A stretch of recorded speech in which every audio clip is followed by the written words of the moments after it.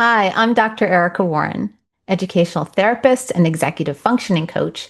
And today I'm really excited to talk to you a little bit about one of the best tools to strengthen working memory, your inner voice. The inner voice is your brain's self-talk. It helps you think through steps, remember directions, and plan ahead. A strong inner voice supports attention, memory, and emotional control.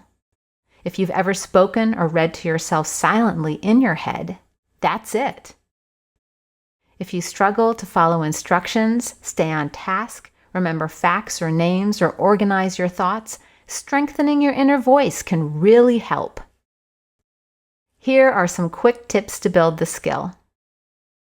Talk to yourself through tasks to maintain focus. Say things out loud at first, then silently to yourself. Use your inner voice to repeat things you don't want to forget. Saying someone's name repeatedly to yourself can help you to remember their name. Finally, practice verbal rehearsal. Try repeating grocery lists or steps without writing them down. Just say them over and over again. Your inner voice is like your brain's personal assistant, and you can train it to be kind and supportive. Want more tools? Check out my working memory resources, which are linked below.